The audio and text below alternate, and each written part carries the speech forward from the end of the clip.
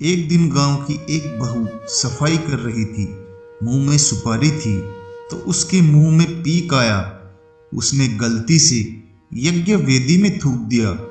उसे आश्चर्य तब हुआ जब वह थूक स्वर्ण में बदल गया। अब तो वह प्रतिदिन जानबूझकर वेदी में थूकने लगी और उसके पास धीरे धीरे स्वर्ण बढ़ने लगा। महिलाओं में बात तेजी से फैलती है, इसलिए कई और महिलाएं भी अपने अपने घर में बनी यज्ञ वेदी में थूक कर सोना उत्पादन करने लगी। धीरे धीरे पूरे गांव में यह सामान्य चलन हो गया, सिवाय एक महिला के। उस महिला को भी अनेक दूसरी महिलाओं ने उकसाया, समझाया, अरे तू क्यों नहीं थूकती? जी बात यह है कि मैं अपने पति की अनुमति के बिना यह कार्य हरगिज नहीं करूंगी और जहां तक मुझे ज्ञात है वह अनुमति नहीं देंगे।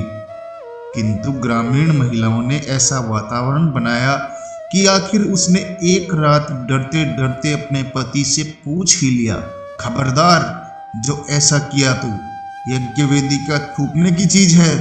पति की गर्जदार चेतावनी के आगे बेबस वह महिला चुप हो गई और जैसा वातावरण था और जो चर्चाएं होती थी उनसे वह साध्वी स्त्री बहुत व्यथित रहने लगी।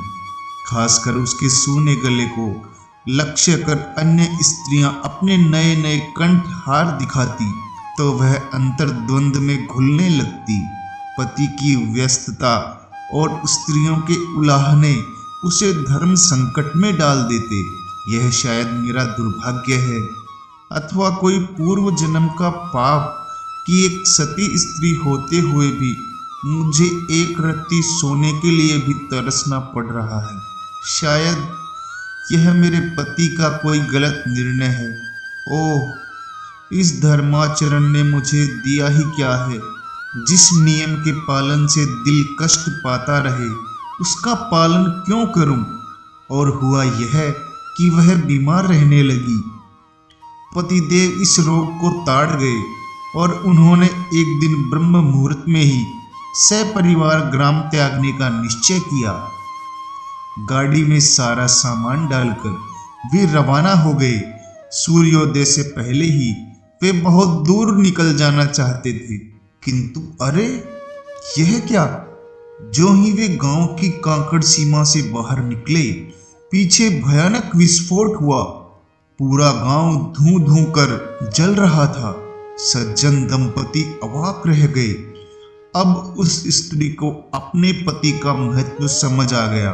वास्तव में इतने दिन गांव बचा रहा तो केवल इस कारण कि उसका परिवार गांव की परिधि में था। तो दोस्तों, इस कहानी से हमें क्या शिक्षा मिली? शिक्षा हमें दोस्तों यह मिली कि धर्माचरण करते रहें, परंतु पाने के लालच में इंसान बहुत कुछ खो बैठता है, इसलिए लालच से बचें। जय श्री राम, जय श्री राम। संस्कारी बालक।